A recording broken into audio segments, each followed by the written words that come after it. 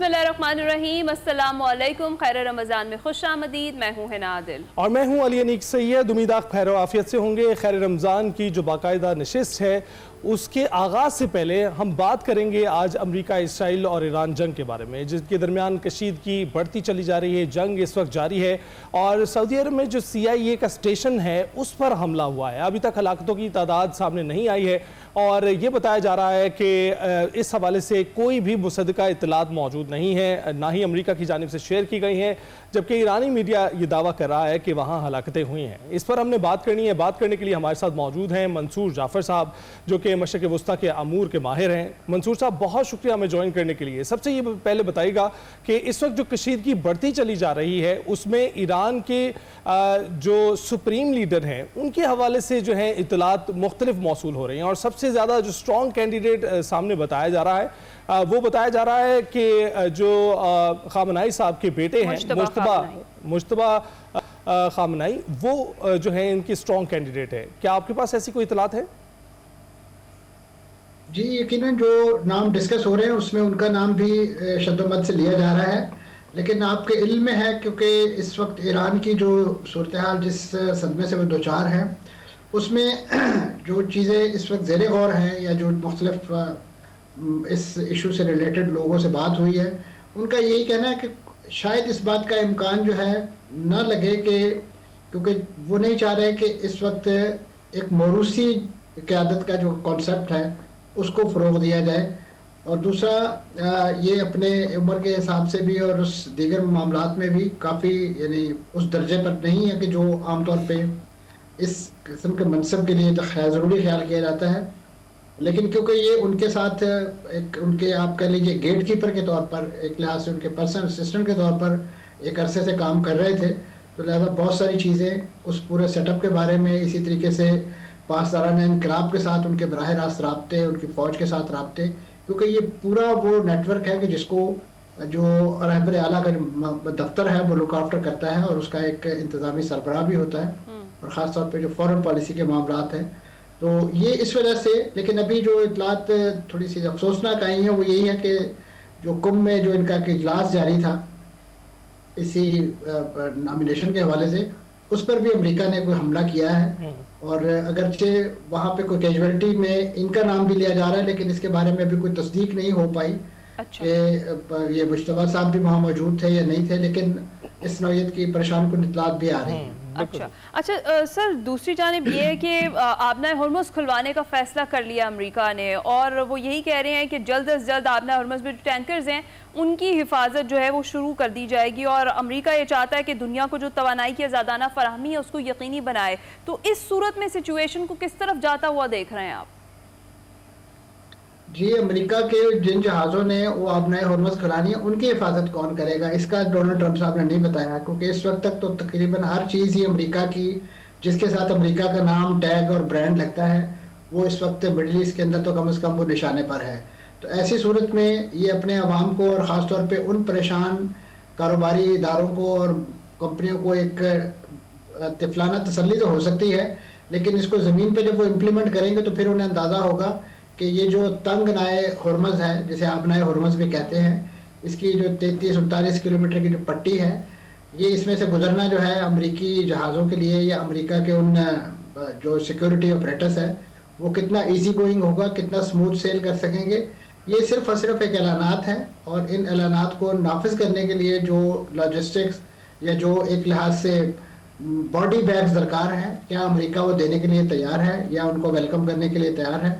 तो ये इस वक्त जो सबसे बड़ा हॉलमार्क है इस वक्त ईरान की नेवी के पास, वो जो तेज़ रफ्तार बोट्स उनके पास हैं, वो इंतहाई चलता फिरता, आप उसके बारे में कहा जाता है कि वो डेड बॉडीज हैं समंदर के अंदर, और वो किसी भी बड़े से बड़ी जंगी मशीन बशमूल तैयारा बरदार जहाज है उन्हें डबोने की सलाहियत रखती है। राइट, तो ऐसे में जी कंटिन्यू कीजिए।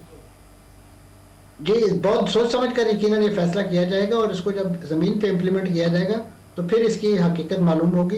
फिलहाल तो एक ऐलानात हैं, और वो ऐलानात के जो इस वक्त, क्योंकि जो असल एजेंडा था उसके बारे में तो उनके पास कोई ना बात कहने को है, ना उसके बारे में कोई सक्सेस स्टोरी अपने अवाम या अपने सियासतदानों के साथ शेयर करने को है, तो वो इसी नौयत की लायानी गुफ्तगू करके और इसी नौयत के नामुमकिन हुसूल ऐलानात और बयानात दे के जो हैं वो अपनी मीडिया में प्रेजेंस जो है उसको इंश्योर कर रहे हैं। राइट, तो मंसूर साहब, ये जो खबर थी कि मुश्तबा खामनाई साहब को जो है अब जो है उनकी जगह पर, सुप्रीम लीडर की जगह पर देखा जा रहा है, ये भी इसराइली मीडिया की जानिब से जो है पेश की गई थी और उसके बाद हमला हुआ है। तो आपको लगता है ये जो खबर को पहले नशर करना और फिर उसको जवाब बनाकर हमला कर देना, ये आपको लगता है अपने टारगेट को जो नॉमिनेशन है अब उनको बारी बारी एलिमिनेट करने की तरफ बढ़ा है? जी, अभी उसके बाद जो बयान आया ताज़ा, इसराइल के जो वज़ीर दफ़ा हैं इसराइल कार्ड्स, उन्होंने कहा है कि इस लेन में इस सीरीज में जितने भी लोग हैं मुतवक्को या पोटेंशियल, वो तमाम के तमाम, उन्होंने तो ये लफ्ज़ इस्तेमाल किया है कि जितने भी रहबर आला हैं वो हमारी उस हिट लिस्ट पर हैं, चाहे वो अभी फौरी बनने वाले हैं या जिनके बारे में कोई दूर मार कोई यानी कोई इम्कान भी मौजूद है, हम उन सबको एलिमिनेट करने का जो है इरादा रखते हैं।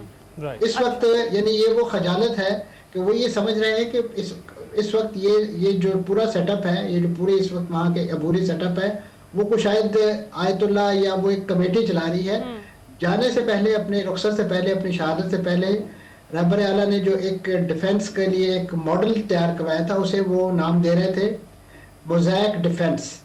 और उसमें उन्होंने ईरान की जो ज्योग्राफी है उसको एक्सप्लॉइट करते हुए 31 सूबों के अंदर हर शोबा जिंदगी जो है उसको उन्होंने डिसेंट्रलाइज कर दिया था और उनके मकामी तौर पे अमीर, मकामी तौर पे उनके सरबराह जो हैं वो अस्करी फील्ड में भी थे, सियासी में भी थे, माशी में भी थे, हर जगह उन्होंने एक लोकल सेटअप जो है डिसेंट्रलाइज कर दिया था।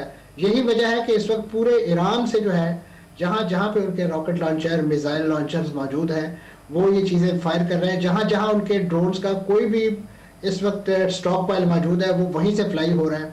तो लिहाजा वो जो एक सेंट्रलाइज कॉन्सेप्ट था ना कि ये शायद एक बंदे को मार के तो वो पूरा निज़ाम तलपट कर देंगे, वो ख्वाब उनका पूरा नहीं हो सका, क्योंकि जाने वाली शहीद शख्सियत जो है वो इनके चालों से भी आगाह थी और माजी में इसी नौयत की तवील मुद्दत जंगें जो हैं वो अपने हमसायों के साथ लड़ भी चुकी थी। दुरुस्त। बहुत शुक्रिया, मंसूर जाफर साहब मौजूद थे, जो इस वक्त कंडीशन है, जो वॉर लाइक सिचुएशन है, उस पर हम बात कर रहे थे। अभी हम ब्रेक पर जाएंगे।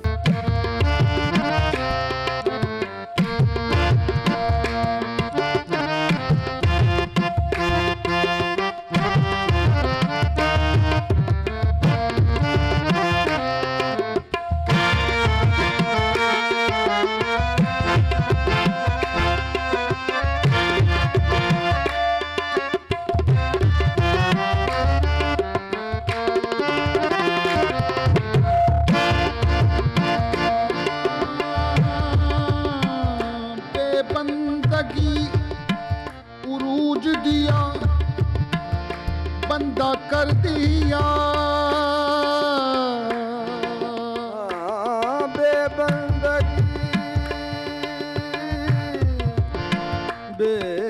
बेबंदगी अरूज किया बंदा कर दिया। तारा मेरे नसीब का ताबिंदा कर दिया, तारा मेरे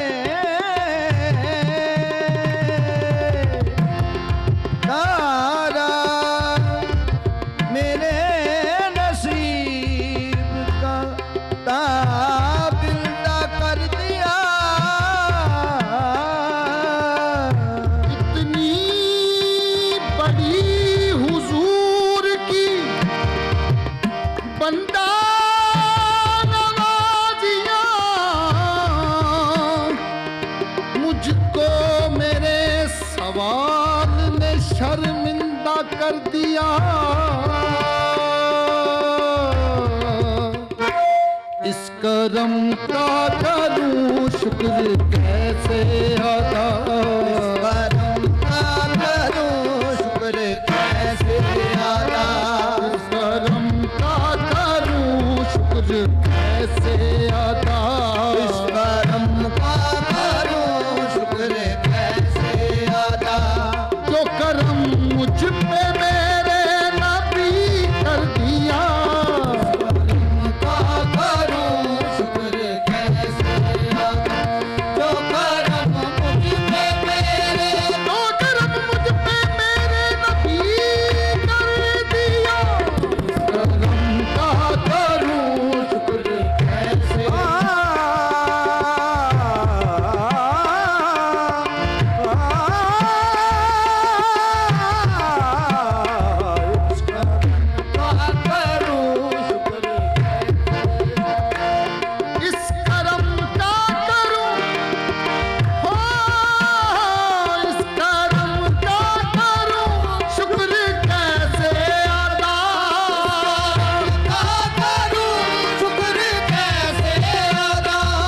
जो करम मुझ पे मेरे नबी कर दिया, जो करम मुझ पे मेरे नबी कर दिया। मैं सजाता था सरकार की महफिल, मैं सजाता था सरकार की महफिल, मुझको हर गम से रब ने खाली कर दिया। मैं सजाता था सरकार की महफिल।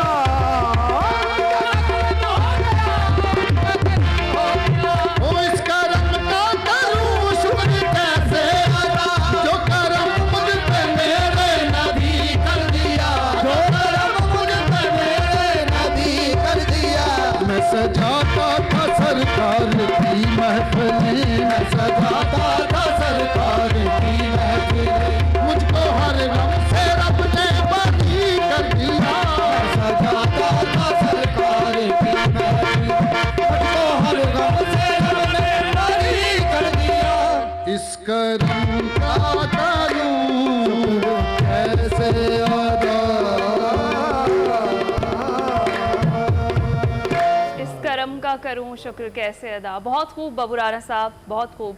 जनाब, आज खैर रमज़ान में जो हमारे साथ मेहमान मौजूद हैं उनका तारुफ आपसे करवा देते हैं। हमारे साथ प्रोफेसर नासिर महमूद साहब मौजूद हैं, इसके साथ साथ फ़ाद अली काज़मी साहब हमारे साथ मौजूद हैं। और जिस तरीके से हम डेली इस नशिस्त में एक टॉपिक रखते हैं, आज का जो मौजू है वो बड़ा इंपॉर्टेंट है, वो दिलों को झंझोड़ देने वाला मौजू है, और वो है तौबा, यानी गुनाहों से सच्ची वापसी और अल्लाह ताला की तरफ रुजू। बेशक इंसान खता का पुतला है, लेकिन अल्लाह ताला ने उसके लिए एक दरवाज़ा खुला रखा है। रहमत इलाही उसकी ख़ताओं से कहीं ज़्यादा वसी है। और जिस तरीके से हम तौबा का जिक्र कर रहे हैं, तो हम बात ये करेंगे कि बेसिकली तौबा है क्या, ये करनी कैसे चाहिए, किस वक्त करनी चाहिए, इसकी अहमियत क्या है, और इसके कर देने से एक इंसान की ज़िंदगी तो बेहतर होती है, मुआशरा कैसे बेहतर हो जाता है, इस पर हमने बात करनी है। लेकिन गुफ्तगू का आगाज़ इस ब्रेक के बाद करेंगे।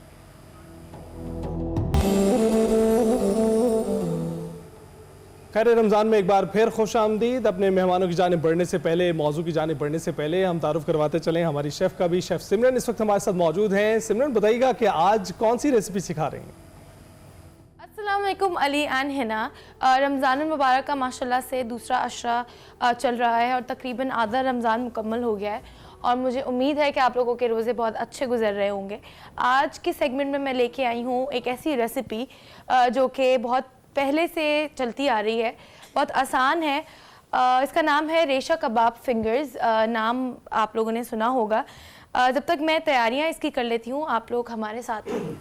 बिल्कुल, हम आपके साथ ही हैं। वैसे हमने ये नाम भी नहीं सुना, तो बड़ी इंटरेस्टिंग होने वाली है ये रेसिपी। हम आपके साथ ही मौजूद है। जनाब, अपने मौजू की तरफ बढ़ते हैं। हमने जिक्र किया था कि हम तौबा की बात कर रहे हैं। कुरान मजीद हमें उम्मीद, मुआफ़ी और नई शुरुआत का पैगाम देता है, और यही पैगाम तौबा का असल जौहर भी है। इस पर हम बात करते हैं। फ़ाद साहब, बेसिकली अगर हम बात करें कि तौबा है क्या, एक लफ्ज़ तो बहुत छोटा सा है, और इसे कर लेने से, अगर सच्चे दिल से की जाए, तो आपकी पूरी ज़िंदगी बदल जाती है। क्या कहेंगे? बिस्मिल्लाहिर्रहमानिर्रहीम। वाकई बहुत इम्पॉर्टेंट टॉपिक है, और बिफ़ोर मैं इस टॉपिक पे आऊँ, उम्मत मोहम्मदिया अला साहिबुस्सलात को एक कलेक्टिव तौबा की भी याद ज़रूरत है। हमें कलेक्टिवली वापस अपने रूट्स की तरफ जाना है।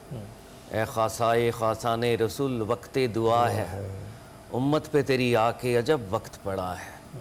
जो दी बड़ी शान से निकला था अरब से, आज परदेश में गरीबुल गुरबा है। तो इस टॉपिक को इस उम्मीद और इस अज़्म और इस दुआ के साथ कि कलेक्टिव कॉन्शसनेस भी उम्मत में बेदार हो, और हम मज़लूम के साथ खड़े हों, जालिम के ख़िलाफ़ खड़े हों। अल्लाह में हिम्मत दे। तौबा देखें, रिटर्न की बात है। हम अपने सोर्स, अपने मंबा रब्बुल इज़्ज़त के साथ वापसी के ताल्लुक़ में हैं। तौबा एक रिटर्न है, तौबा एक रिवाइवल है। मेरा वजूद या मेरी रूह और वजूद के ताल्लुक़ से पैदा होने वाली वो जो नेगेटिविटी है, मैं अपने रूह को वापस आज़ाद करवा के अपने सोर्स से कनेक्ट कर रहा हूँ। तो इमाम गज़ाली ने किताब हया के अंदर इस पर बात की और फरमाया कि तौबा बुनियादी तौर पे रिटर्न है, मगर ट्रू तौबा तब हासिल होती है जब इंसान को रियलाइजेशन हासिल होती है। और वो रियलाइजेशन क्या है?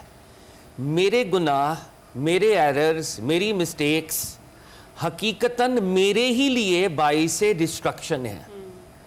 मेरी नेगेटिविटी मेरे लिए जहर का काम कर रही है। जब आप इन रियलिटी ये रियलाइज करते हैं, तो फौरी आपके अंदर पशेमानी पैदा होती है, खौफ पैदा होता है, गम पैदा होता है। और ये जो ओवरऑल कैफियत है, जिसको मैं अंग्रेज़ी में रिग्रेट कह सकता हूँ, गिल्ट कह सकता हूँ, ये रिग्रेट मुझे रिटर्न पर आमादा करता है कि अगर मैं गुनाह कर रहा हूँ तो उस गुनाह को पॉज कर दूँ, वापस चला जाऊँ रब की तरफ, और आज़्म करूँ कि फ्यूचर में नहीं करूँगा। यानी तौबा के अंदर there are a few hours, there is a revival, there is a realization, and of course there is a return, there is an intent for a permanent return that I will be connected with Almighty Allah come what may। तो ये तौबा की philosophy है। अब इसमें जो important बात है वो ये है कि तौबा उम्मीद के साथ जुड़ी हुई है।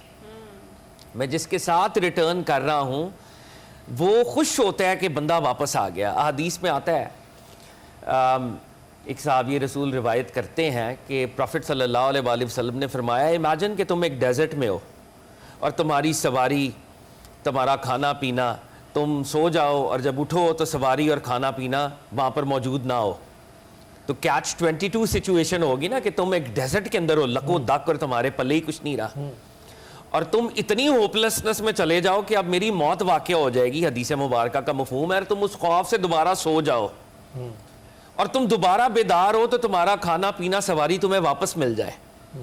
तो जो खुशी तुम्हें पैदा होती है, जो जोए तुम्हें मिलता है, रब्बुल इज़्ज़त को इससे बढ़कर जोए मिलता है जब कोई गुनाहगार उसके पास आकर तौबा करता है। This is the message of hope.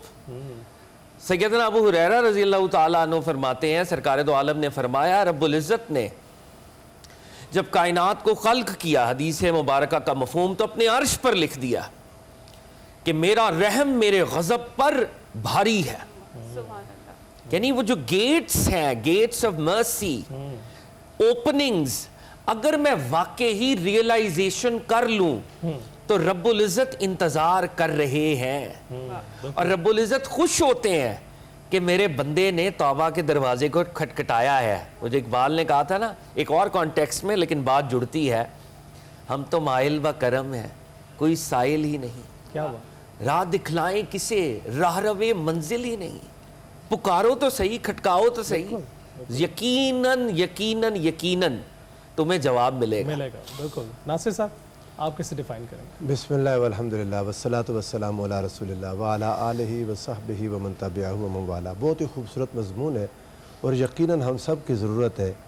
हर रूहानी सफ़र का आगाज़ तौबा से हो सकता है। तौबा हर रूहानी सफ़र की इब्तिदा है और तौबा ही इंतहा तक पहुँचाने वाली है। अगर इंसान अल्लाह के हुज़ूर तौबा करता है तो इसका माना ये है, इमाम नबवी रहमतुल्लाह ताला अलैह ने अपने तौबा के बाब को रियादुस्सालिहीन में जब आगाज़ किया तो आपने फरमाया कि तौबा तमाम गुनाहों से तौबा करना वाजिब है। अत-तौबतु वाजिबतुम मिन कुल्लि ज़ंबिन, हर गुनाह से तौबा करना वाजिब है। गुनाह या तो हुकूकुल्लाह में होगा या हुकूकुल इबाद में होगा। अगर हुकूकुल्लाह में से कुछ कम किया तब भी तौबा है, गुनाह हो गया, और अगर हुकूकुल इबाद में से कुछ कम किया तब भी गुनाह है, तौबा लाजिम है। फरमाते हैं कि अगर गुनाह हुकूकुल्लाह से मुताल्लिक हुआ तो उसकी शराइत 3 है। वो ये है कि सबसे पहली चीज़ ये कि इंसान अपने आप को उस गुनाह से दूर करे, डिस्टेंट करे, जो गुनाह हुआ था उस गुनाह को ख़त्म करे। इसकी 100 मिसालें हैं। अगर किसी के पैसे आपके पास आ गए, अगर आपने कोई नमाज नहीं पढ़ी हुई तो उसको अदा करें, कोई रोज़े छोड़ दिए हैं तो उन रोज़ों को अदा करें, ज़कात अदा नहीं की तो अब ज़कात अदा करें। पहले अपने आप को गुनाह से दूर करें। दूसरी चीज़ ये कि फिर वअन दिमा अला फ़ेलिहा, दूसरी चीज़ ये है कि उस गुनाह के करने पर नादिम हो जाएं, पशेमान हो जाएं, नदामत की आग पर अपने आप को पकाएं, रोएं धोएं, शर्मिंदा हों, और फिर वअन याज़िमा अल्ला यऊद इलैहा अबदा। तीसरी शर्त यह है कि अज़्म कर लें, डिटर्मिन हो जाएं कि मैं दोबारा ये गुनाह कभी नहीं करूँगा।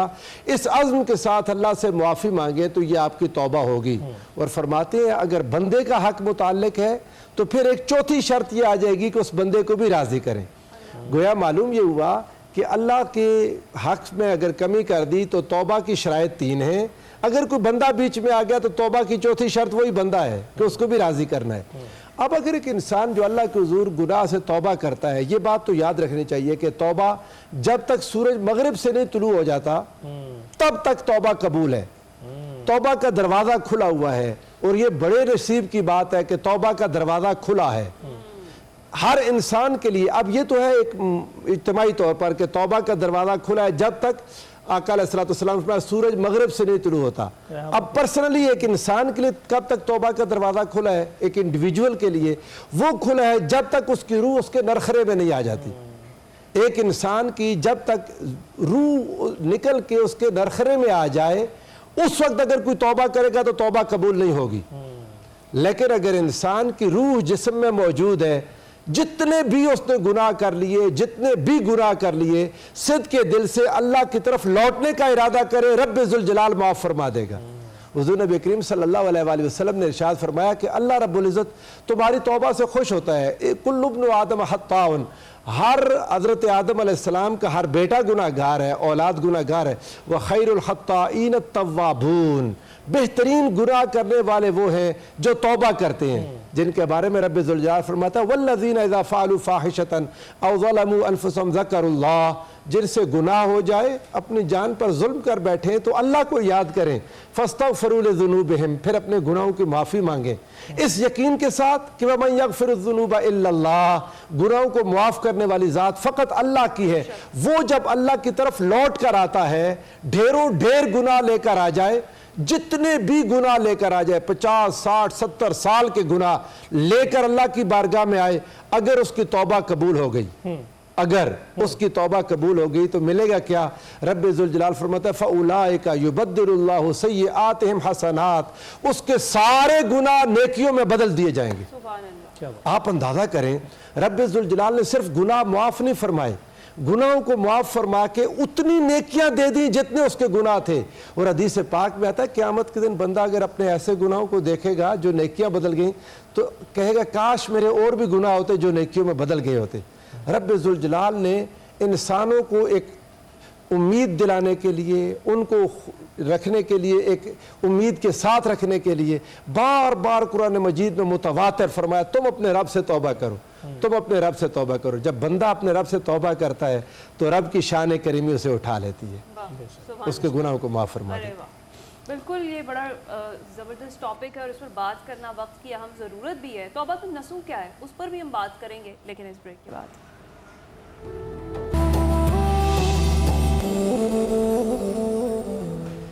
खैर रमज़ान में एक बार फिर से खुश आमदीद। अभी आपको लेकर चलते हैं अपने किचन में और देखते हैं कि शेफ़ सिमरन जो रेसिपी आज हमारे लिए तैयार कर रही हैं वो कहाँ तक पहुँची है। ओवर टू यू सिमरन।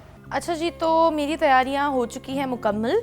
मैं आप लोगों को इंग्रेडिएंट्स बताती चलूँ तो सबसे पहले मेरे पास है यहाँ पे बॉइल्ड एंड श्रेडेड चिकन, इसके साथ मेरे पास है लहसुन अदरक का पेस्ट, नमक, ज़ीरा पाउडर, गरम मसाला, लाल मिर्च, प्याज है कटी हुई, चॉप्ड है, फाइनली चॉप्ड है, इसके साथ पुदीना है, हरी मिर्चें कटी हुई और हरा धनिया है। करना मुझे ये है कि पहले हम लोग अपने चिकन को तैयार कर लेते हैं। चिकन को तैयार करने के बाद मैं डालूँगी इसको आलू में, जो कि मेरे पास यहाँ पे बॉइल्ड और मैश्ड है। इसके बाद हम इसका मिक्सचर बनाएंगे और फिर इसको अंडे और ब्रेड क्रम्स में ले करके फ्राई कर लेंगे। तो तेल पहले मैं डाल रही हूँ। ऑयल मैं इस्तेमाल करूँगी Dalda double refined canola oil. Dalda के कनोला ऑयल में है vitamin A, D and E, omega 3 and 6। और सबसे अच्छी बात है कि ये तेल जो है कोलेस्ट्रॉल फ्री है, तो ये आपकी सेहत का ख्याल रखता है और खाने का जायका भी ख़राब नहीं होने देता। और सबसे अच्छी बात मुझे डालडा की लगती है कि जो इसके स्टैंडर्ड पाउच फॉर्मेट्स हैं ये बहुत हेल्प करते हैं खाना बनाने में, बग़ैर गंदगी होए तेल की खाना मेरा आराम से पक जाता है। ऑयल जब तक गर्म हो रहा है, थोड़ा सा हम कबाब के बारे में बात कर लेते हैं। तो फिंगर्स इसका नाम इसलिए है क्योंकि जब मैं इसका मिक्सचर बनाऊंगी तो मैं इसको फिंगर्स की शेप में करके लेयर करके फ्राई करूंगी। तो आप लोग हमारे साथ रहिए, इसको देखते रहिए। और ये जो सारे हरे मसाले हैं, प्याज हैं, सब मेरे मिक्सचर में डलेंगे। चिकन में मैं इस्तेमाल करूंगी अपने हमदर्द का चिकन टिक्का मसाला, क्योंकि हमदर्द के जो मसाले हैं वो बहुत ऑथेंटिक होते हैं, जायकेदार होते हैं और ये बहुत ट्रस्टेड फॉर जनरेशंस है, तो ये बहुत ज़माने से चलते हुए आ रहे हैं। चिकन इसमें मैंने डाल दिया। चिकन डालने के बाद इसमें 1 टीस्पून लहसुन अदरक डाल दिया है और बिल्कुल हस्बे जायका नमक डाल दिया है। ठीक है, चिकन थोड़ा सा सौटे करने के बाद इसमें मैं ऐड कर रही हूँ टिक्का मसाला हमदर्द का, हमने इसमें ऐड कर दिया। ठीक है, टिक्का मसाला ऐड करने के बाद 1/2 टीस्पून लाल मिर्च इसमें डाल दिया। थोड़ा सा जब तक ये हो रहा है। और जो मैश्ड मेरे पास आलू हैं उसमें मैं पहले तो आधा कप ब्रेड क्रम्स ऐड करूँगी। ये आधा कप ब्रेड क्रम्स ऐड हो गए हैं। उसके बाद ये चिकन जो मैंने तैयार की है, ये चिकन ऐड हो जाएगी।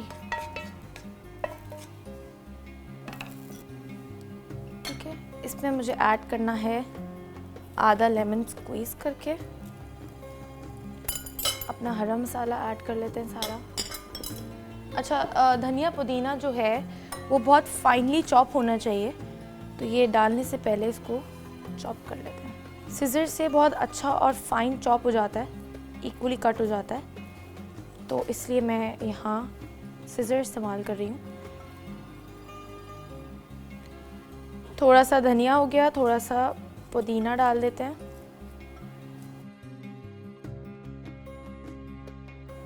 अच्छा, ये हरा मसाला इसमें ऐड कर दिया है मैंने। हरा मसाले के बाद हमने इसमें डालना है 1 टेबलस्पून ज़ीरा पाउडर और ½ टीस्पून गरम मसाला।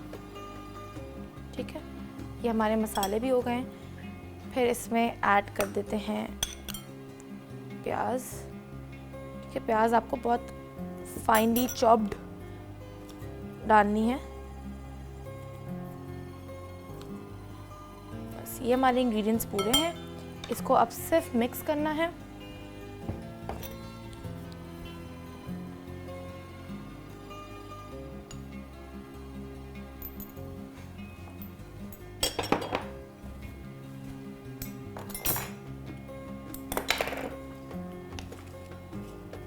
ये आप देख सकते हैं,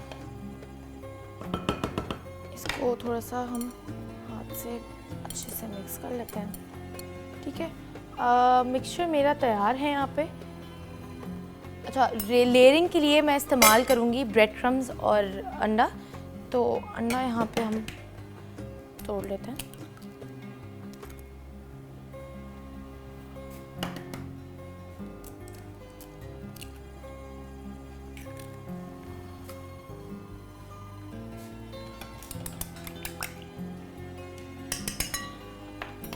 भेज दिया है। करना आपको ये है कि आपको इसको थोड़ा सा इसका मिक्सचर लेना है।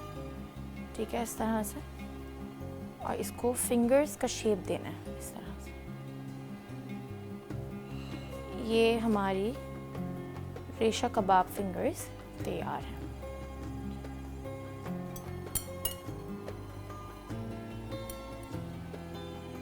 आप लोग चाहें तो इसके कटलेट्स भी बना सकते हैं, बहुत ही फटाफट तैयार हो जाते हैं। ये सिर्फ मिक्सचर आपको तैयार करना है, इसकी फिंगर्स बनानी है और लेयरिंग करके हमें फ्राई करना है, और ये हमारी फिंगर्स रेडी हो जाएंगी। ठीक है, ये आप देख सकते हैं कितनी इसकी अच्छी फिंगर्स बन रही हैं यहाँ पे। अच्छा, ऑयल हम डाल देते हैं। जब तक ये मैं प्रिपेयर कर रही हूँ तो मेरा तेल गरम हो जाएगा। ठीक है, डबल रिफाइंड कनोला ऑयल हम इस्तेमाल कर रहे हैं, और ये जो डालडा कनोला ऑयल है ये 2 टाइम्स रिफाइंड है, क्योंकि जहाँ मामता वहाँ डालडा, तो बच्चों से लेके बड़े तक के हर किसी के लिए ये सेहत का ये ख्याल रखता है। अच्छा, तेल ये गरम हो रहा है, ये मेरे रेडी है, इसको हम लेयरिंग कर लेते हैं।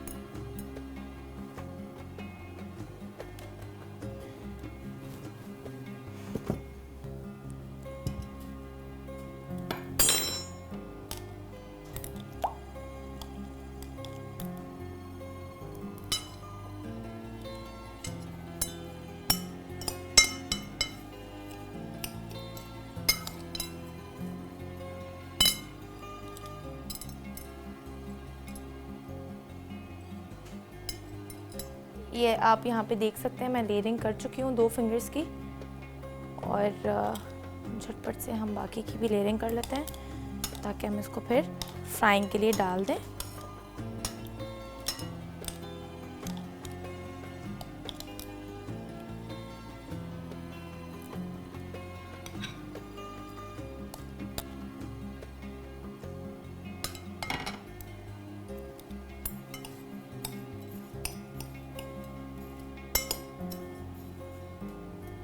अच्छा, ब्रेड क्रम्स बहुत अच्छे से इसको ब्रेड क्रम्स से लेयरिंग करनी है ताकि ये फ्राई होके क्रिस्पी बने।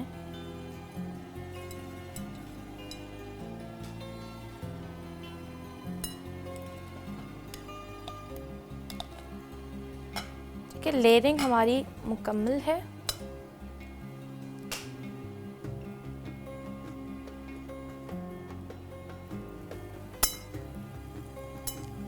अच्छा, डालने से पहले मैं एक और दफ़ा इसको ब्रेड क्रम्स में कर रही हूँ। ज़्यादा तेज़ चूल्हा नहीं रखना है क्योंकि ये ब्रेड क्रम्स हैं तो ये बहुत जल्दी ब्राउन हो जाते हैं, जल जाते हैं, तो बहुत हल्की आंच पे हमें इसको फ्राई करना है।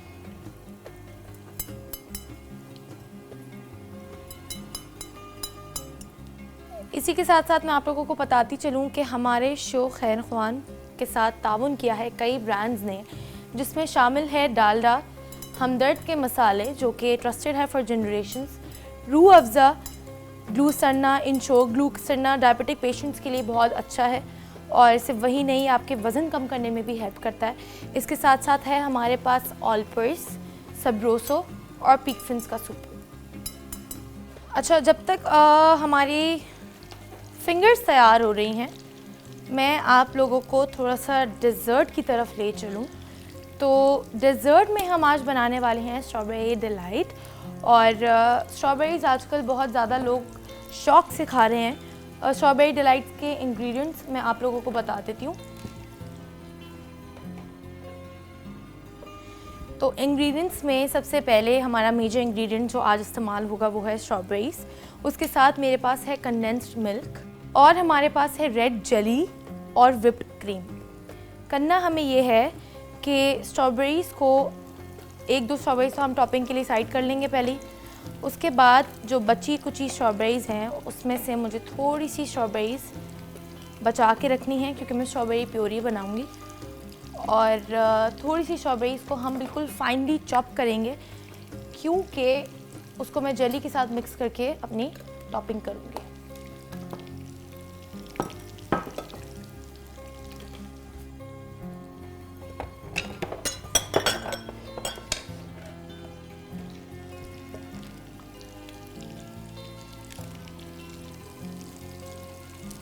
ठीक है, ये अच्छा, इसमें से 2 स्ट्रॉबेरीज़ तो मैं टॉपिंग के लिए अलग कर लेती हूँ। बाकी की स्ट्रॉबेरीज़ हम डाल देते हैं ब्लेंडर में।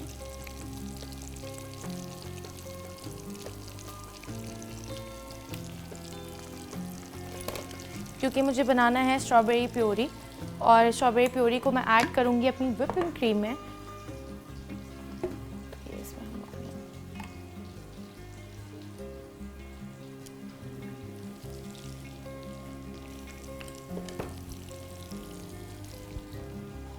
बिल्कुल थोड़ा सा ना होने के बाद मुझे इसको पानी डालना ताकि ये प्योरी थोड़ी सी लिक्विडी बन जाए। फिंगर्स मेरी रेडी हैं, इसको हम सर्व कर लेते हैं।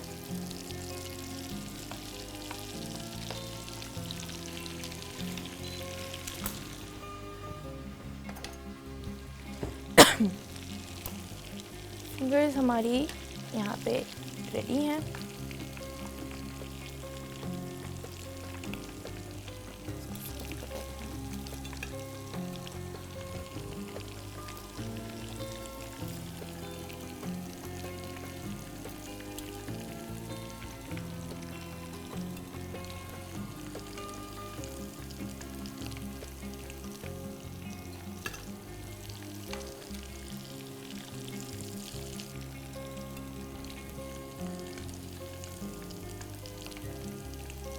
ये फिंगर्स तैयार है।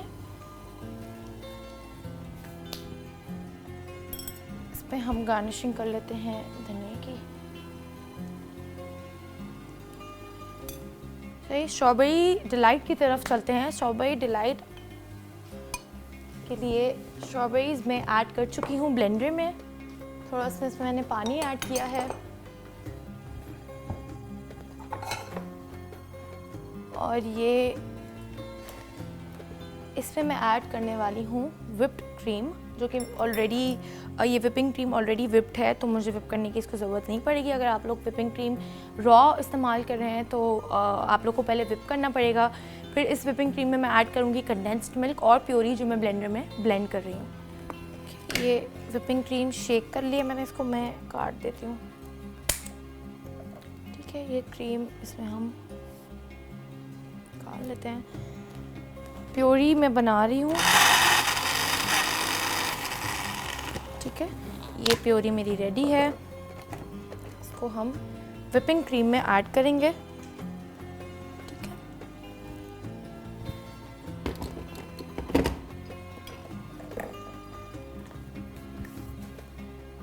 ठीक है, ये मेरी व्हिपिंग क्रीम और प्योरी मैंने इसमें स्ट्रॉबेरी की ऐड की है, वो रेडी है। इसके साथ मैं इसमें ऐड कर रही हूँ 2 टेबलस्पून कंडेंस्ड मिल्क,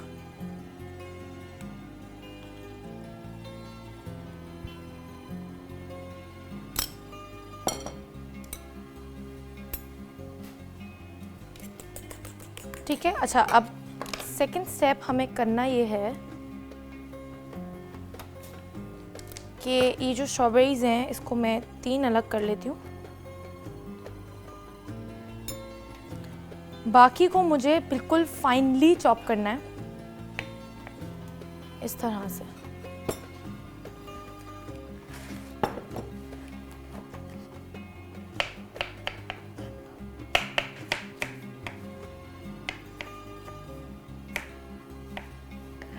ये मेरी स्ट्रॉबेरीज वेल चॉप्ड हो गई हैं। मैं इसको एक बोल में यहाँ डाल देती हूँ, ठीक है।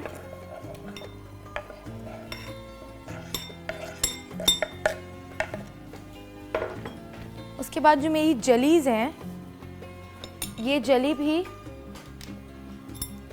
बिल्कुल फाइनली जो है चॉप होनी चाहिए। इसको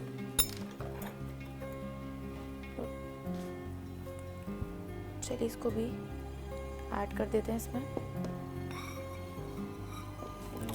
मुझे इस फोर्क से इस जेली को पूरा इस तरह से करना है। जब ये जेली बिल्कुल इस तरह की मिक्सचर बन जाएगी तो हम इसको यूँ मिक्स कर देंगे। बिल्कुल फोर्क से ना तोड़नी है जेली। स्ट्रॉबेरीज हमने चॉप करी हैं, उसके बाद जेली को हमने बिल्कुल तोड़ दिया और ये हमारा जैम जैसा हमारा मिक्सचर प्रिपेयर है। अब हम करते हैं लेयरिंग स्टार्ट, ठीक है। एक और इंग्रेडिएंट जो मैं अब अपने डिलाइट में इस्तेमाल करूँगी वो है डाइजेस्टिव बिस्किट्स। डाइजेस्टिव बिस्किट्स बहुत फाइनली क्रश हुए हुए हैं। करना मुझे ये है कि पहले इस जैम की छोटी सी हमें यहाँ पे लेयर लगानी है। ये आप ये देख सकते हैं, लेयरिंग लग गई है, ठीक है। उसके बाद हम ऐड करेंगे यहाँ पे अपने क्रश्ड डाइजेस्टिव बिस्किट्स। अच्छा, डाइजेस्टिव बिस्किट्स ऐड करने के बाद हम लोग ऐड करेंगे अपनी क्रीम जो हमने प्रिपेयर की थी प्योरी और कंडेंस्ड मिल्क के साथ।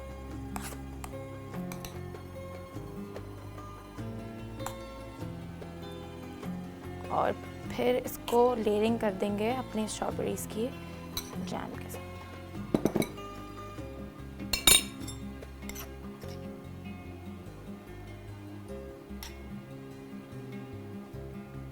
ये मेरा स्ट्रॉबेरी डिलाइट तैयार है। अब ये जो स्ट्रॉबेरीज है इसको हम हाफ कट करके यहाँ पे लाइन अप कर देते हैं।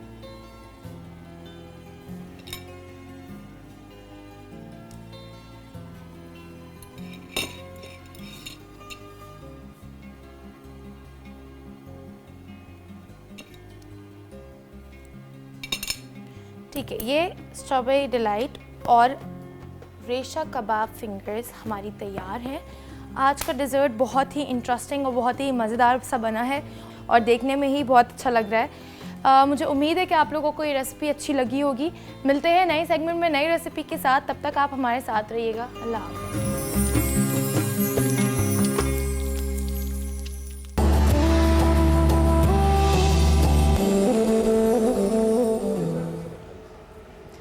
रमज़ान में एक बार फिर से खुशामदीद। अपने टॉपिक पर हम बात कर रहे हैं तौबा की हकीकी तारीफ़ क्या है, ये तो हमने जान लिया।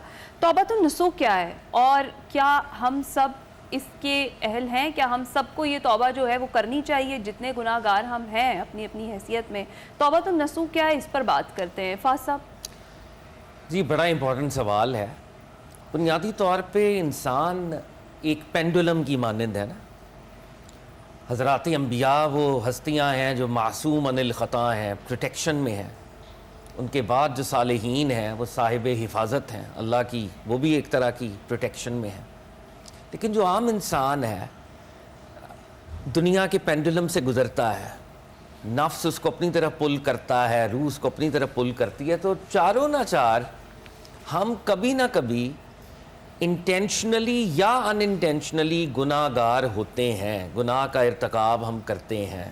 ये हमारी ह्यूमन स्टेट है, वेदर वी लाइक इट और नॉट। हम इस स्टेट पर पैदा किया गया हमें। तौबतुन नसूह एक ऐसा फिनोमेनन है कि मैं कोशिश करूं कि जो गुनाह मैं बार बार करता हूं या मेरा पेंडुलम उधर को नेगेटिविटी की तरफ जाता है, वो पेंडुलम हॉल्ट पे आ जाए और मैं परमानेंटली उस गुनाह से छुटकारा पा लूं और ओवरऑल सारे ही गुनाहों से छुटकारा पा लूं। और अगर मैं गुनाहों से छुटकारा पा भी लूं तो बहरहाल ये बात ज़हन में रहे, the capacity to sin is still there. मुझे तौबा फिर भी करनी पड़ेगी क्योंकि पोटेंशियल टू सिन मेरे से लिफ्ट नहीं हुई, क्योंकि मैं एक आम इंसान हूं। इस प्रिंसिपल पर मैं पैदा किया गया हूं।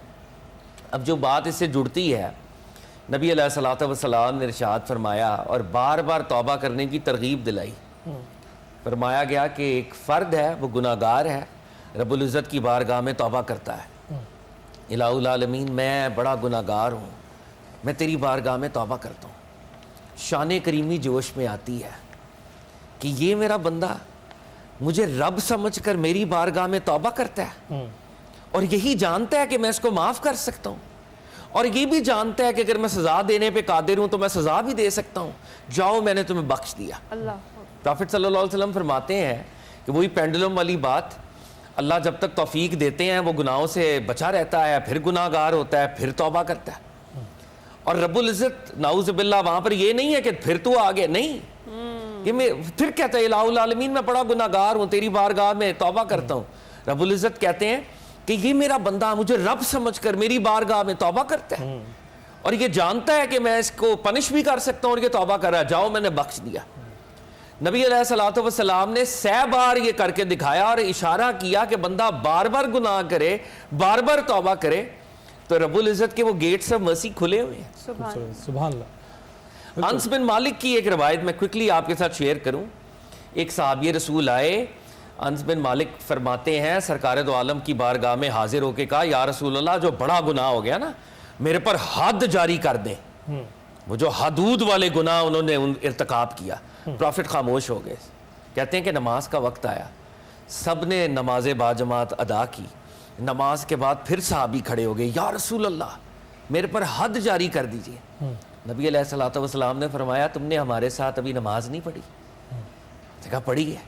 तो प्रॉफिट सल्लल्लाहु अलैहि वसल्लम ने फरमाया जाओ, तुम्हारी हद जो है वो ख़त्म कर दी अल्लाह रब्बुल इज़्ज़त ने। यानी जब आप एक नेकी करते हैं तो बाज़ औक़ात आपकी वो नेकी और ख़ास तौर पर उस नेकी के अंदर अगर नबी अलैहिस्सलातु वस्सलाम की शिफात शामिल हो जाए तो वो शिफात आपके बड़े गुनाह को, हद के दर्जे के गुनाह को भी तौबा की कबूलियत का बाइस बन जाती है। तो एक चीज़ जो हमें अपने स्कॉलर्स को रिक्वेस्ट करनी है, होप प्रमोट करें। बिल्कुल अल्लाह के साथ उम्मीद के ताल्लुक को।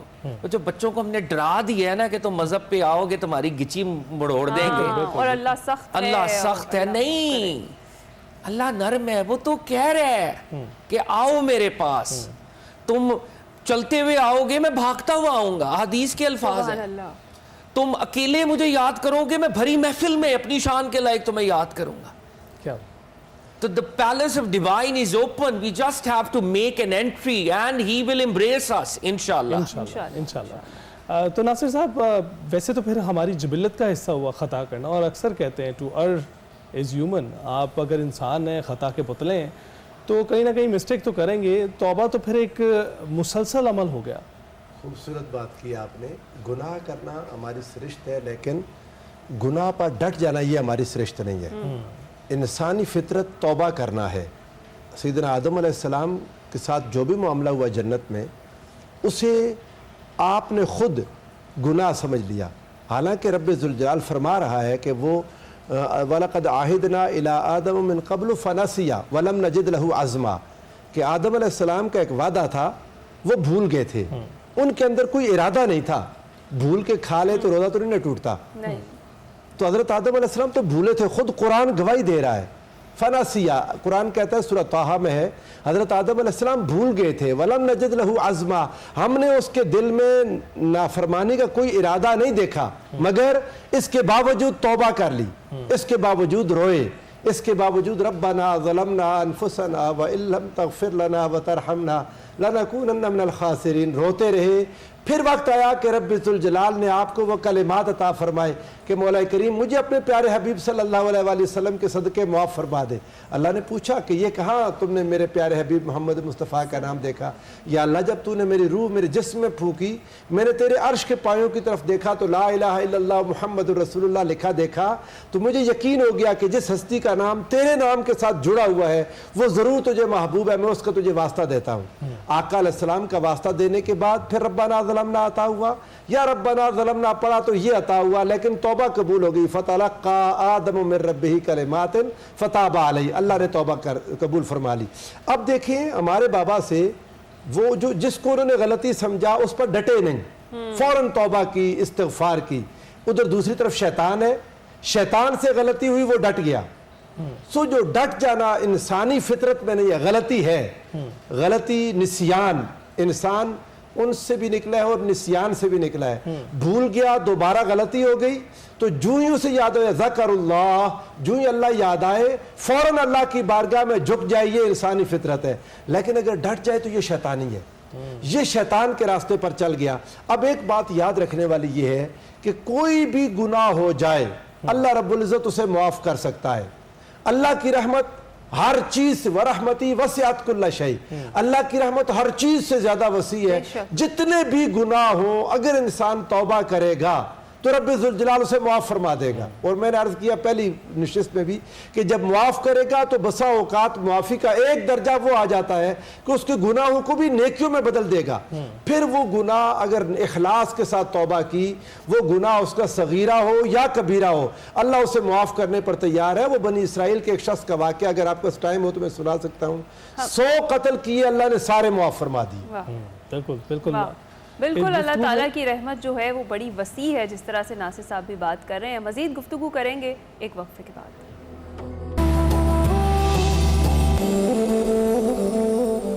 खैर रमज़ान में एक बार फिर खुशामदीद। तौबा पर हम गुफ्तगू कर रहे थे, तशरीह की गई, अब बताया गया कि तौबा किन किन तरीक़ों से करनी चाहिए, दिल को पाक करने के क्या तरीके हैं।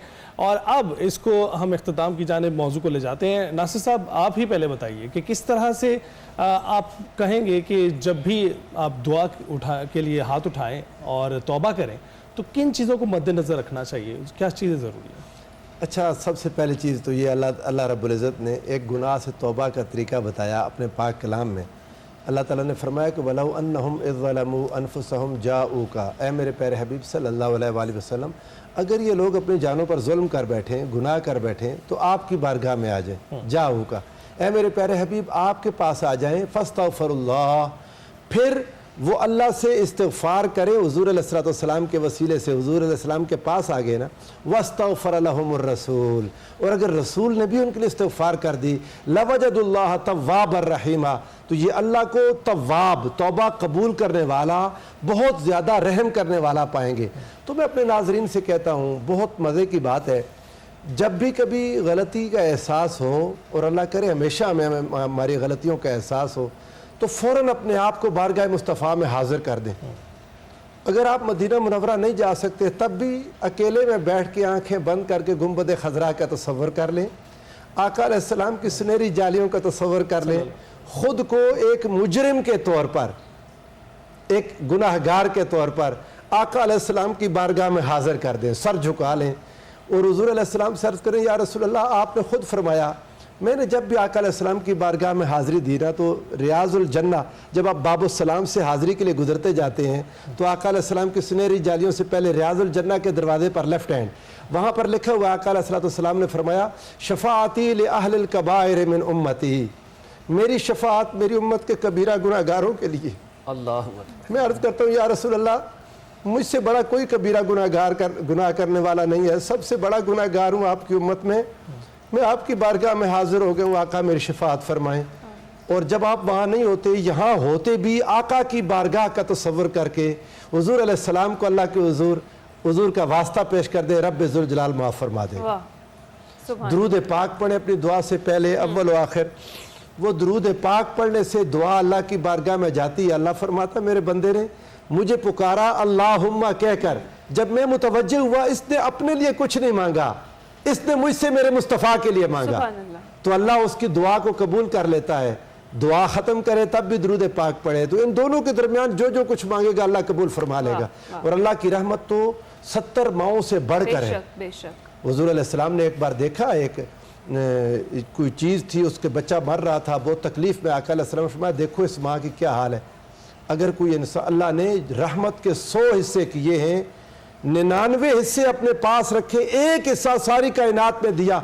माँ को जो मोहब्बत मिली है, उस एक हिस्से में से माँ की मोहब्बत भी है, तो 99 हिस्से अल्लाह के पास है। जब कोई तौबा करता है तो अल्लाह उन 99 हिस्सों से अपने उस बंदे की तरफ मुतवज्जे होता है। खूबसूरत बात, खूबसूरत बात। फाज साहब, आप कैसे कंक्लूड करेंगे? जी, बहुत ही इम्पोर्टेंट बात, और सरकार दो आलम सल्लल्लाहु अलैहि वसल्लम की मुबारक निस्बत तौबा की लाजमी शराइत में से है। ये निस्बत बड़ी कामिल है, बड़ी इम्पॉर्टेंट है, और नासिर साहब ने बहुत ही अच्छा ये बताया है। आप तसव्वुर मदीना करें, अपने शहरों में, अपने घरों में, अपने कमरों में अपने आप को पेश करें। और सबसे इम्पॉर्टेंट बात ये है कि तौबा ना स्टेट ऑफ हार्ट है। ये एक्शन से ज़्यादा स्टेट ऑफ हार्ट का नाम है। मुझे हकीकत में रियलाइजेशन का होना कि मुझसे ख़ता हुई है, और इंटरनल डायलॉग के दर्जे पर कोई एक्सक्यूज़ तलाश ना करना, ट्रूथफुल हो जाएं अपने साथ और रब के साथ। सहाबा के वाक़यात है ना, तबूक का बहुत बड़ा वाक़या है। काब बिन मालिक 50 डेज़ तक मुकातिया हो गया, उनका सोशल बॉयकॉट हो गया। उन्होंने फरमाया, तवील हदीस है, कि मैं भी अगर उज़र तराशता तो नबी अलैहिस्सलातु वस्सलाम सबको कह रहे थे कि तुम्हारी एक्सक्यूज़ कबूल है, मगर मैंने सच बोला कि आई वॉज बीइंग लेज़ी या रसूल अल्लाह। वो जो सच है, उसने अल्लाह और उसके रसूल की बारगाह में उनको सुरखरू किया कि कुरान की आयात उनके लिए नाजिल हो गई। जब तक इंटरनल डायलॉग के दर्जे पर हम अपने साथ और रब के साथ सच नहीं बोलते। और मैं आखिरी बात करूंगा, अल्लाह की रहमत इतनी वसी है, वो चाहे तो क़यामत में भी माफ़ कर दे। अब्दुल्ला बिन उमर रज़ी अल्लाह तआला अन्हु रिवायत करते हैं, किसी सहाबी ने उनसे पूछा, ताबईन ने पूछा कि वो आपको अल्लाह की सरगोशी वाली रवायत याद है कि अल्लाह क़यामत में सरगोशी करेंगे? अब्दुल्ला बिन उमर आगे बढ़े, उन्होंने कहा, मुझे याद है रज़ी अल्लाह तआला अन्हु, क़यामत में रब्बुल इज़्ज़त अपनी शान के लायक अपने बंदे को अपने करीब करेंगे, उसके पर पर्दा डाल देंगे और उसे कहेंगे, याद है तुमने ये गुनाह किया, ये किया, रिकॉर्ड पेश हो रहा होगा, और वो कहेगा, जी मैंने ये भी किया, ये भी किया, ये भी किया। और वो ये रियलाइज़ करेगा कि अब हलाकत के अलावा और तीसरी ऑप्शन नहीं है, अब तो क़यामत ही आ गई है और मेरा रिकॉर्ड पेश किया जा रहा है। लेकिन रब्बुल इज़्ज़त ने उस वक्त भी पर्दा डाला होगा। सुभान अल्लाह। तो रब्बुल इज़्ज़त फरमाएंगे, मैंने दुनिया में तुम्हारे अमाल पर, नेगेटिव अमाल पर पर्दा डाला, आज भी तुम्हें रुसवा नहीं करूँगा। तुमने ये जो एक्सेप्ट कर लिया है, जाओ तुम्हें मैं माफ़ करता हूं। यहाँ शाह जी की बात काटी जा रही है हदीस पाक में कि जब अल्लाह ताला उसे उसके गुनाह बता रहे होंगे ना, सगीरा गुनाह, तो वो दिल में सोचेगा कि अल्लाह ताला काश मेरे कबीरा गुनाहों का जिक्र ना आए, मेरे गुनाह तो बहुत बड़े बड़े हैं। तो अल्लाह ताला फरमाएगा, जाओ इसे माफ़ कर दो और इसकी गुनाहों को नेकियों में बदल दो। तो अब वो कहेगा, काश मेरे बड़े गुनाह भी, अल्लाह ताला मैंने तो बड़े गुनाह भी किए हुए हैं। तो अल्लाह ताला हंस देंगे क़यामत के दिन उनकी शान कि देखें अपनी शान के मुताबिक, कि देख अभी तो कह रहा था काश वो ना बयान हो, अभी खुद बता रहा है। तो अल्लाह बहुत मेहरबान है, बहुत मेहरबान। बिल्कुल, बहुत ही खूबी से आप दोनों ने जो है इस बात को समेटा है। और तौबा करने वाले जो अक्सर हमें दिखाई देते हैं, अक्सर वही ख़ताएँ दोबारा कर जाते हैं। लेकिन आपने कहा कि क़यामत ये दर खुले हैं, आप जब तक वो गालिबन दाता गंजबाशी उजमेरी ने लिखा, शाह जी उसकी तायद कर देंगे, कि एक शख्स 70 बार तौबा कर चुका, फिर तौबा के लिए हाथ खड़े करने लगा तो शर्मिंदा हो गया, हाथ नीचे कर दिए। उसे हातिफ़ गैबी से आवाज़ आई कि ऐ मेरे बंदे, तू खुद ही थक गया, मैं तो आज भी माफ़ करने को सुभान तैयार अल्लाह। हूँ। वो इन्फिनिट है ना, वहाँ पे लामहदूदियत है। रब्बुल इज़्ज़त को किसी नंबर में, किसी इंस्टेंस में आप महदूद नहीं कर सकते। इस वक्त की कैद से आज़ाद। बेशक जो बात एम्फसाइज करने की बहरहाल है कि तौबा स्टेट ऑफ हार्ट है और गुनाहों से हार्ट के लेवल पर नफरत का ऐलान है। इखलास ऐसा के नहीं साथ। है कि आप अंदर से कहें कि यार ये बस मैं रस्मी तौर पे तौबा कर लेता हूँ और ये कोई इतनी बड़ी खता मेरे साथ मैंने नहीं की। अगर आप इंटरनल डायलॉग में ये समझ रहे हैं कि मैंने खता नहीं की और लफ्जों में आप कह रहे हैं अल्लाह मेरी तौबा मुझे माफ़ कर दे, तो ये रस्म फिर रब्बुल इज़्ज़त के यहाँ शायद काबिल कबूल ना हो। नदामत ज़रूरी है, बहुत ज़रूरी है। शर्मिंदगी दिल से हो। बिल्कुल, बहुत शुक्रिया नासिर साहब, फाज साहब, आप दोनों का। इतना इंपॉर्टेंट टॉपिक था और जिस तरह से बात हो रही है, आप पुरखुलूस तरीके से जब तौबा करेंगे तो वो ज़रूर कबूल होगी, क्योंकि हमारे रब की रहमत बड़ी वसी है। जितने मर्जी आप गुनाह कर लें, जितनी बार भी उसके दर पर जाएंगे, वो ज़रूर आपकी पुकार को सुनेगा, उसका जवाब देगा, आपके सच्चे दिल से की गई तौबा को कबूल करेगा। खैर रमज़ान में वक्त हुआ है छोटे से ब्रेक का, कुछ देर में हाजिर होंगे। खैर रमज़ान में खुशामदीद। जनाब, अभी हम जिस मेहमान से आपकी मुलाकात करवाने जा रहे हैं, उनका जो किरदार है सोसाइटी में वो बड़ा ज़बरदस्त है, और जिस तरीके से इस तरह के नेक लोग इस माशरे में मौजूद हैं तो ये माशरा आगे बढ़ सकता है। दर्द दिल रखने वाले जो लोग हैं उनका मौजूद होना किसी भी माशरे में बड़ा ज़रूरी है। और जिस तरह से आपको पता है कि हर साल तकरीबन पाकिस्तान में 50,000 बच्चे दिल के अमराज के साथ पैदा होते हैं, जिनका जो इलाज है वो इंतहाई महदूद और महंगा होने के बाइस बहुत सारे जो लोग हैं ये उनकी दस्तरस से भी बाहर होता है। लेकिन इस हवाले से पाकिस्तान चिल्ड्रन हार्ट फाउंडेशन जो है वो अमराज क़ल्ब में जो मुब्तला बच्चे हैं उनके लिए ज़िंदगी की उम्मीद है, और जिस तरह से ये काम कर रही है सन 2010 से, जिस तरह से फरहान अहमद साहब ने इसका आगाज़ किया, और जिस वक्त उन्होंने इसका आगाज़ किया उनकी बेटी आयशा जो हैं उनके भी दिल में सुराख था, और जब उन्हें मालूम हुआ उसके बाद एक जो सर्जरी का एक प्रोसेस था, उन्हें पता चला वो यहाँ नहीं हो सकती, वो सारा मामला हुआ। लेकिन उनकी जो साहबजादी उनके वफ़ात से कबल ही उन्होंने इस इरादे की बुनियाद रख ली थी कि वो ये इदारा बनाएंगे ताकि जो तकलीफ़ उनकी बेटी ने उठाई है वो किसी और बच्चे को उठानी ना पड़े। तो जनाब हमारे साथ फरहान अहमद साहब मौजूद हैं, सरबराह हैं पाकिस्तान चिल्ड्रन हार्ट फाउंडेशन के, उनसे बात करेंगे। अस्सलाम वालेकुम फरहान साहब, रमज़ान मुबारक। थैंक यू जी, आपको भी शुक्रिया। फरहान साहब 15 साल बीत गए और एक मुसलसल कोशिश में आप इस वक्त हैं, बताइएगा आपके ऑपरेशंस कहाँ तक पहुँचे? जी, अल्लाह का बड़ा फजल है जी। अल्लाह ने अल्हम्दुलिल्लाह इस प्रोजेक्ट को ना अपने फजल से दिन दुगनी रात चुगनी ना इसमें बरकत डलती गई। माशाल्लाह। तो पहले साल जब आयशा हयात थी 2 बच्चों का इलाज करवाया था हमने। उस वक़्त एक बच्चे की हार्ट की सर्जरी पर 3.5 लाख का ख़र्चा आता था। आज अल्लाह के फजल से लास्ट ईयर 1008 बच्चे ऑपरेट हुए, और जब से हमारी फाउंडेशन बनी है माशाल्लाह कुछ 5800 से ज़्यादा बच्चों की हार्ट की सर्जरी को अल्हम्दुलिल्लाह इस फाउंडेशन ने स्पॉन्सर किया है। ये तो एक पहलू है कि वो वालिदैन जिनके पैसे उनके पास नहीं हैं, उनके बच्चों की हार्ट की सर्जरी को हम मुख्तलिफ अस्पतालों में पूरे पाकिस्तान में स्पॉन्सर करते हैं। एक जो बहुत बड़ा मसला है वो है कि पाकिस्तान में कोई डेडिकेटेड बच्चों के हार्ट का सेंटर ऑफ एक्सीलेंस नहीं है। तो हमारा ये ख्वाब था जो कि अल्लाह ने बड़ा फजल फरमाया कि 2021 में हमने यहाँ यूनिवर्सिटी ऑफ लाहौर ने हमें लैंड डोनेट की, उस पर हमने जो कंस्ट्रक्शन है वो शुरू की, और अप्रैल 2025 में अल्हम्दुलिल्लाह हमारा एक फ्लोर जो है वो फंक्शनल हो गया, और वहाँ पर फ्री में आउट पेशेंट सर्विसेज जो हैं वो इस वक्त डेली बेसिस पर मौजूद हैं। उसका भी थोड़ा सा एलिमेंट आपको बताते चलूँ तो तकरीबन एक बच्चा जिसके हार्ट को चेकअप करना हो और उसका एक एकोकार्डियोग्राम करनी हो, उसका तकरीबन कोई 8 से 9 हज़ार का ख़र्चा आता है। तो अल्हम्दुलिल्लाह वो बिल्कुल फ्री हम लोग प्रोवाइड करते हैं, और कम से कम 30 मिनट एक पेशेंट को दिए जाते हैं, उनके पेरेंट्स को काउंसल किया जाता है। तो अभी तक अल्हम्दुलिल्लाह कोई 800 से ज़्यादा ओपीडी की सर्विसेज भी कोई 60 शहरों से ये इदारा प्रोवाइड कर चुका है। ज़बरदस्त ज़बरदस्त। फरहान साहब, क्या आप हमें बता पाएंगे कि तब से लेकर आगाज़ से लेकर अब तक कितनी जो मजमूई तौर पर बच्चे हैं जिनकी हार्ट सर्जरी स्पॉन्सर की हैं आपके इदारे ने, और आगे का जो काम है, जो एक फ्लोर मुकम्मल हो चुका, मज़ीद जो फ्लोर्स हैं उनके लिए कितना जो है इन्वेस्टमेंट दरकार है, कितना टाइम दरकार है? जी, तो अभी तक तकरीबन 5800 से ज़्यादा बच्चों की हार्ट की सर्जरी को, जिसमें इंटरवेंशन भी शामिल हैं, तकरीबन इस पर कोई तकरीबन 3.5 अरब रुपया लग चुका है। तो ये तो, और ये वो लाइव एग्जांपल्स अल्हम्दुलिल्लाह जो पूरे पाकिस्तान में हमारा रेफरेंस बन चुकी हैं। अब हमारी हदफ ये है कि इस साल हम एक ऑपरेशन थिएटर, एक कैथ लैब और 10 बेड्स के साथ अपना इन पेशेंट शुरू करें, यानी कि बच्चे अब हमारे हॉस्पिटल में ऑपरेट हो सकें। उसके लिए हदफ काफ़ी क्रिटिकल हैं, लेकिन शुक्र है अल्लाह का हमारा कभी कोई प्रोजेक्ट रुका नहीं, लेट भी नहीं हुआ। तो हमें तकरीबन 2 मिलियन डॉलर हमारे पास इस वक्त मौजूद है। तकरीबन हमें $1 मिलियन की और ज़रूरत है। हर साल हम 2-3 दफ़ा मुल्क से बाहर जाते हैं, इस दफ़ा बस ये हालात की वजह से हम ट्रैवल नहीं कर पाए।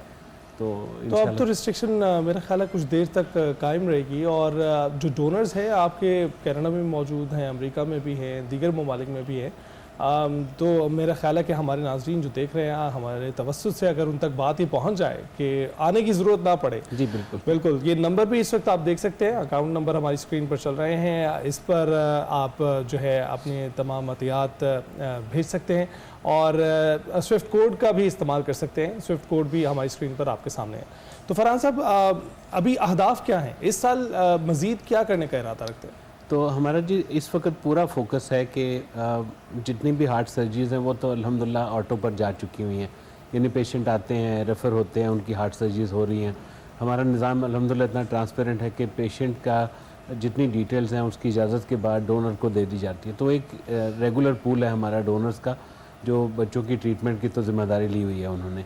जो असल ज़रूरी बात है वो है कि हम जल्द अज जल्द हॉस्पिटल को मुकम्मल करें। टोटल ये 75 बेड का हॉस्पिटल है, लेकिन हम इस साल 10 बेड को फोकस कर रहे हैं। अच्छा, जब ये 75 बेड बन जाएंगे तो इंशाल्लाह फिर हम तकरीबन कुछ साल की 2000 प्रोसीजर कर पाएंगे। तो ये बड़ा ज़रूरी है कि इस साल हम सब एफर्ट करके, तो जो पहला हदफ है ना कि हम एक ओटी, एक कैथ लैब के साथ अपने इन पेशेंट सर्विसेज को शुरू करें। ज़बरदस्त। अच्छा फरहान साहब, वॉलंटरली भी कुछ लोग आपके साथ वाबस्ता हैं, आपके साथ काम कर रहे हैं, क्योंकि ज़ाहिरी बात है जज्बा हर एक के दिल में होता है। कई लोग डोनेशन की तरीके से आपकी मदद कर लेते हैं, आपके साथ शामिल हो जाते हैं सफ़र में। कुछ लोग वॉलंटरली भी आपके साथ काम कर रहे हैं? जी बिल्कुल। एक तो मैं खुद वॉलंटियर काम करता हूँ, ज़बरदस्त, आप खुद कर वॉलंटियर CEO। फिर हमारे एक एग्जीक्यूटिव डायरेक्टर हैं US से, राहिल साहब, वो एग्जीक्यूटिव डायरेक्टर अपना सब कुछ छोड़ छाड़ कर 1 साल के लिए हमारे पास वो वॉलंटियर कर रहे हैं। इसके अलावा हमारा वॉलंटियर प्रोग्राम बहुत एक्टिव है। तो बल्कि मैं तो आपको भी कहूँगा, आप लोग भी माशाल्लाह हमेशा हमें सपोर्ट करते हैं। तो कॉर्पोरेट वॉलंटियर प्रोग्राम में असल में जो असल ज़रूरी बात है ना वो है टाइम देना। पैसे तो लोग दे देते हैं, लेकिन अगर कोई वक्त देता है इसका मतलब है कि वो अपने टाइम, मतलब पैसा भी वक्त से ही बनता है, तो अगर वो टाइम दे रहे तो इसका मतलब सबसे प्रीशियस टाइम वो आपको एलोकेट कर रहे हैं। तो उसमें हमारी कोशिश होती है, पहली बात है आगाही, लोगों तक इस मसले को पहुंचा दें। फिर हमारे वॉलंटियर प्रोग्राम में इन पर्सन भी अवेलेबल हैं, ऑनलाइन भी असाइनमेंट्स दी जाती हैं। फिर स्टूडेंट वॉलंटियर प्रोग्राम बहुत एक्टिव है हमारा।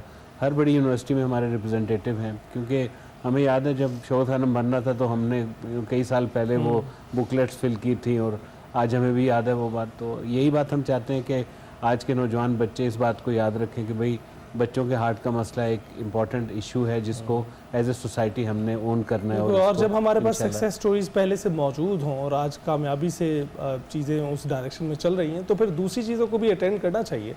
और आप जिस तरह से लेकर इसको चल रहे हैं, बहुत बाखूबी लेकर चल रहे हैं। ये बताइएगा कि जो इस वक्त जो फ्रीक्वेंसी है मरीज़ों की आपके यहाँ, क्या उतनी फैसिलिटीज़ मौजूद हैं या अभी बाकी हैं पैदा करना? तो ये बहुत बड़ा अलमिया है कि जो सप्लाई वर्सेस डिमांड में बहुत बड़ा गैप है। तो दुनिया में जो एक्सेप्टेबल नंबर है ना 1 आउट ऑफ 100, हर 100 में से एक बच्चा पैदाइशी तौर पर दिल का मर्ज़ लेकर पैदा होता है। हम चूँकि लो इनकम कंट्रीज़ में हमारा शुमार होता है तो शायद ये नंबर ज़्यादा है, शायद 1.5 या 2 आउट ऑफ 100 हो। लेकिन अगर हम सिर्फ वो 101 वाला ही नंबर लें तो हम सालाना बात करें कुछ 60 से 70,000 बच्चे पूरे मुल्क में ये मर्ज़ लेकर पैदा हो रहे हैं। तो अभी तो हमारे पूरे मुल्क की कैपेसिटी लगा लें तो शायद कोई 20-25 हज़ार सर्जरीज कर पाते हैं। तो आइडियली तो हमें जो नौमौलूद बच्चे हैं उनकी जो सर्जरीज है उसकी फैसिलिटी पहले साल की 20,000 होनी चाहिए। तो हमारा यही इरादा है इंशाल्लाह एक सेंटर ऑफ एक्सीलेंस यहाँ बने, फिर इंशाल्लाह इसी तरह के एक हम कराची में फोकस करें, फिर हम पेशावर में फोकस करें, ताकि जो कॉम्प्लेक्स डिसीज़ हैं वो बड़े सेंटर्स तक आ जाएँ और जो नॉर्मल दिल के सुराख हैं वो मुख्तलिफ हॉस्पिटल में as a department, private facilities, वहाँ ये सिलसिला चलता रहे। राइट। अच्छा फरहान साहब, जिस तरीके से अगर हम आयशा को याद करें तो आप लोगों को पहले इल्म भी नहीं था कि उनके दिल में सुराख है, और फिर उसके बाद एक सर्जरी, फिर दूसरी सर्जरी, और इलाज जो है वो यहाँ पर भी उस तरीके से मुमकिन नहीं था। तो कितना ज़्यादा ज़रूरी है जिस तरह का इदारा आपने बनाया है, इस तरह के मज़ीद इदारों का भी होना और इस फैसिलिटी का होना कि अर्ली डायग्नोसिस हो सके, जो न्यू बॉर्न बेबीज़ हैं उनमें इस डिज़ीज़ का पता पता लगाया जा सके ताकि उनका बर वक्त इलाज एटलीस्ट किया जा सके। जी बहुत अच्छा पॉइंट आपने रेज़ किया। तो जैसे ये सेंटर ऑफ एक्सीलेंस बनाने का मेन मकसद ये था कि हम रिसर्च के दरवाजे खोल सकें। पहले तो ये रिसर्च की जाए कि ये इंसिडेंट क्यों है और पाकिस्तान में ज़्यादा क्यों है। क्या ये कज़न मैरिजेस की वजह से है, क्या ये मदर की प्रेगनेंसी में प्रॉपर न्यूट्रिशन ना देने की वजह से है।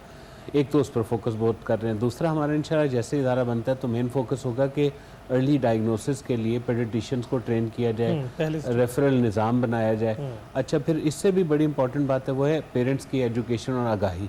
अच्छा हमें बीइंग एजुकेटेड हमें कोई इशू नहीं था, लेकिन हमें किसी ने बताया नहीं भाई, ड्यूरिंग प्रेगनेंसी किसी ने नहीं बताया, आयशा की बर्थ पर किसी को नहीं पता चला। हम हमारे दिल में ये आता है कि अगर टाइमली ये डायग्नोस हो जाता तो शायद हम कुछ और वसाइल इस्तेमाल कर सकते। वो तो शुक्र है अल्लाह का फजल है, एक टाइम लेकर आई आयशा, उसने जाना था, उसका टाइम लिखा हुआ था। ये भी अल्हम्दुलिल्लाह बीइंग मुस्लिम हमारा यकीन है, हम सब ने जाना है।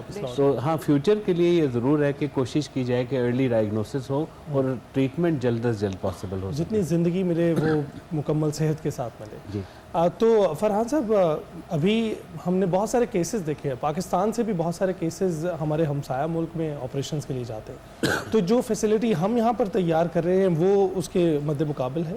जी तो मेन फोकस ही है सेंटर ऑफ एक्सीलेंस का कि हर वो कॉम्प्लेक्स बीमारी जो पाकिस्तान में फ़िलहाल अच्छे लेवल पर नहीं हो रही, जिसकी वजह से मुख्तलिफ बाहर के मुल्कों में हमारे लोग जाते हैं, इसीलिए फैसिलिटी पर हम फोकस कर रहे हैं कि वो जो state of the art facilities बाहर मौजूद हैं उनको हम यहाँ इक्विपमेंट के हवाले से लेकर आएँ। या एक चीज़ और मैं बताना चाहूँगा कि बहुत सारे ऐसे फिजिशियन हैं हमारे नॉर्थ अमेरिका में, यूके में, जो ये चाहते हैं एक्सक्यूज़ मी, जो ये चाहते हैं कि आप हमें एक एनवायरनमेंट दें जहां हम आकर और अपना हिस्सा डाल सकें। तो कहते हैं जगह तो हो ना जहां हम आकर वॉलंटियर करें। ज़बरदस्त चीज़ है और इस पे भी आप काम करें। कोई पैगाम, कोई मैसेज हमारे नाज़रीन के लिए? जी बस मेरी यही गुजारिश होगी कि ये बन जाना है अल्हम्दुलिल्लाह, जिस तरह अल्लाह के फजल से हम यहाँ तक पहुँच गए। तो हम जितना शायद लेट कर रहे हैं शायद वो हम नाइंसाफ़ी कर रहे हैं उन बच्चों के साथ जिनके लिए हम सारी एफर्ट बनाकर अगर एक जल्दी ये बना लेंगे ना तो वो बेचारों को इधर उधर ख्वार होना नहीं पड़ेगा। तो हम लेट ना करें, बस अपना हिस्सा डाल दें। बिल्कुल अपना हिस्सा हम सबको डालना चाहिए और बड़ा ज़रूरी है। और ख़ास पर ये जो माह मुक़द्दस है इसमें तो ज़रूर आपके जो सदक़ात हैं, आपके अतियात हैं, वो ज़रूर इस तरह के इदारों को आपने देने हैं, क्योंकि आपकी मदद के बगैर ये नहीं चल सकते। आपकी मदद के बगैर यहाँ पर इलाज उस तरह से बच्चों का नहीं हो पाएगा। तो आप जो है इस कार खैर में हिस्सा ज़रूर डालिए। हम बहुत मशकूर है फरहान साहब, आपने हमें ज्वाइन किया खैर रमज़ान में आज। इसके साथ ही हम आपसे चाहेंगे इजाज़त। अब आपसे मुलाकात होगी कल। अपना ख्याल रखिएगा। अल्लाह हाफ़िज़।